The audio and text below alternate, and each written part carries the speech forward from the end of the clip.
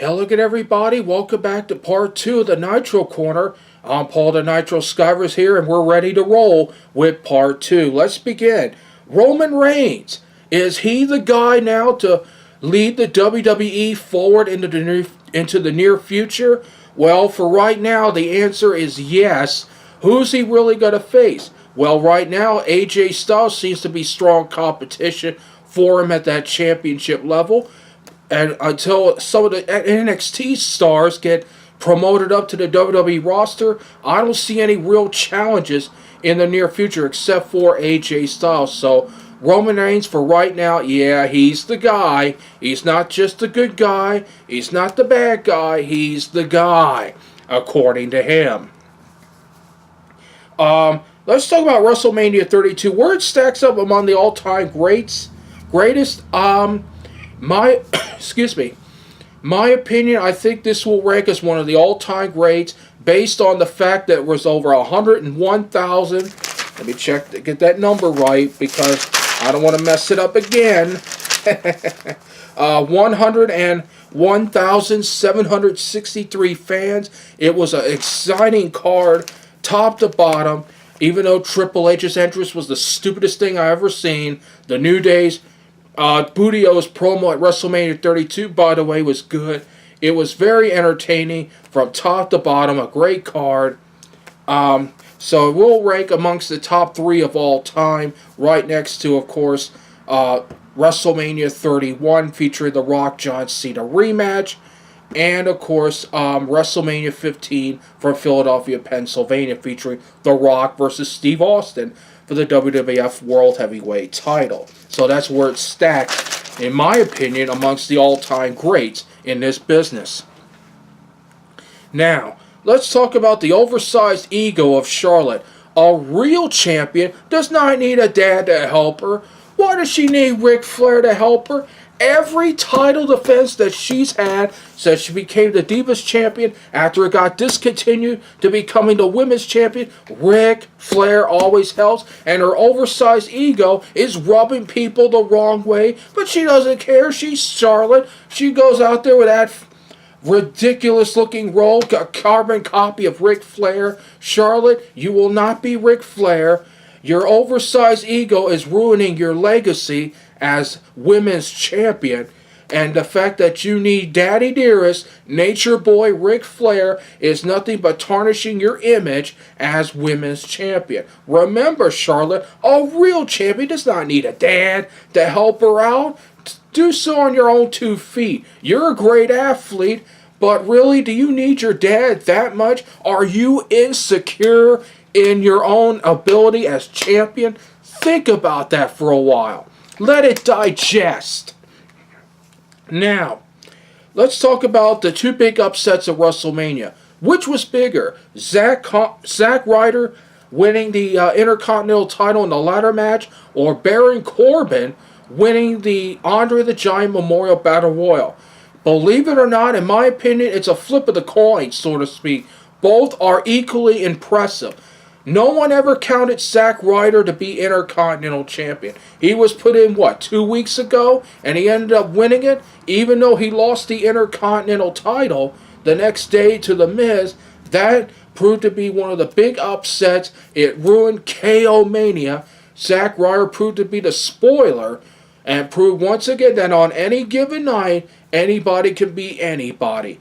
Baron Corbin, same way. Even with Shaquille O'Neal, who has no business being in a wrestling ring, with DDP, with Tatanka, and with all the other guys in the Andre the Giant Memorial Battle Royal, again, no one picked Baron Corbin to pick up the win. But he did. He waited. He was patient. He eliminated Kane, and now he's using that to have impact in his career in the WWE.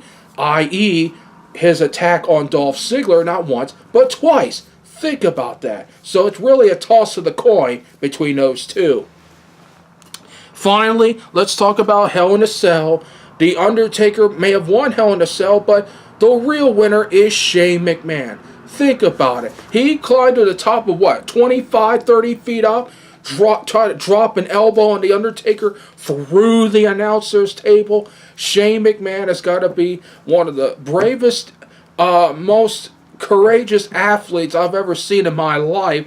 This dude went and did just about everything but kill himself against the Undertaker, but even though he came out on the short end of the stick, Shane McMahon has earned the respect of everybody, at least that night, that he can hang with the Undertaker. And the Undertaker's sitting there licking his wounds as we speak after that Hell in a Cell with Shane McMahon. Unbelievable.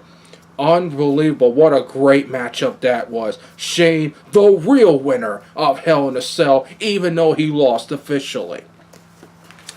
Now, let's talk about a new... That's it for my analysis. Let's talk about a new segment. I've decided that I'm going to end Booker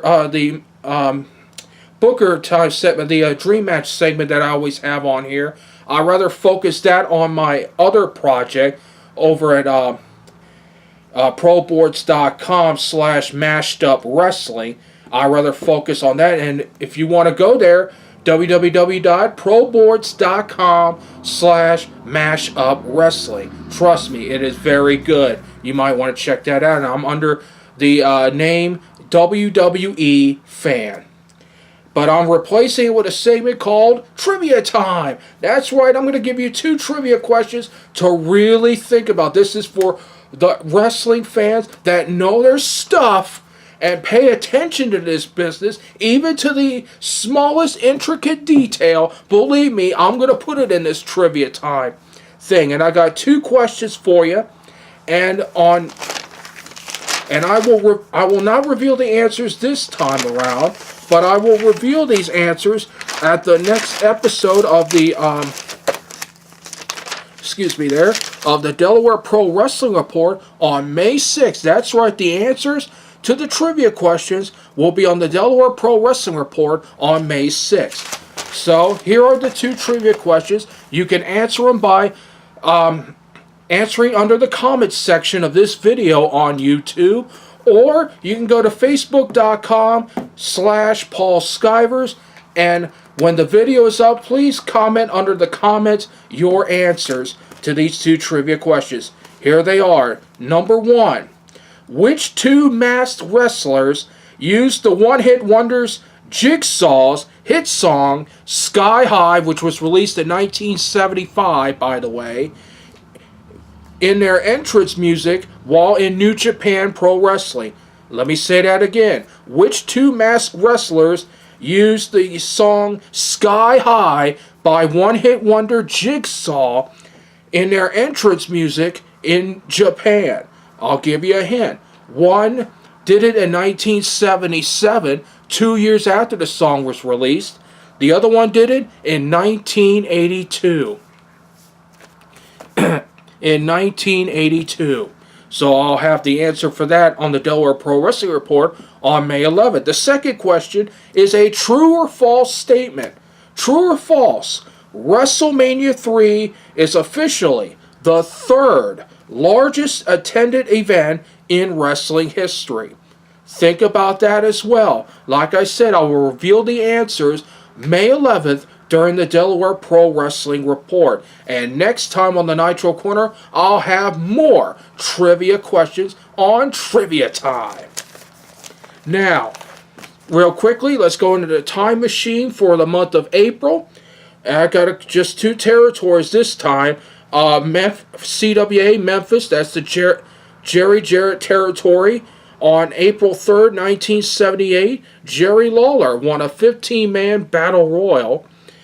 And in Louisville, Kentucky, at the Convention Center at the Louisville Gardens, on April 24th, 1984, in a steel cage, the Universal Heartthrob Austin Idol defeated ravishing Rick Rude, and because of that, Rick Rude had to wear a dress for 3 weeks. You could catch Rude wearing a dress on the Wrestling Gold DVD set, or you could type up Rick Rude wearing a dress in a match. It'll show you the TV match where Rude had a dress in a dress. And then a new one, the Detroit territory. By the way, all these time machine moments comes from my good friend writer Mark James. By the way, check out his new book, Memphis Wrestling History Presents 1978. It's available at Amazon.com. Just type in Mark James and it'll take you right there. Now for the Detroit territory, April 13, 1974, the Mighty Igor defeated the Sheik by countout. And then on May 1st, 1976, Mark Lewin defeated the Sheik by disqualification. And that is the timeline for this week. Before I go, a quick note, I will be at Dover Downs International Speedway throughout race weekend. Friday, I'll probably be there from 8:30 or 9 o'clock on to 1 or 2 o'clock in the afternoon.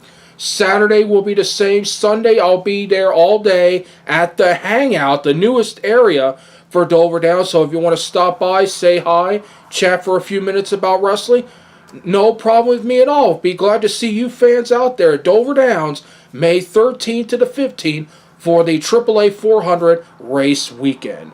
That is it for this edition of the Nitro Corner. Thank you so very much for joining us. Our next show for the Nitro Corner will be on May 22nd. Until then, I'm Paul the Nitro Skyver saying, so long everybody.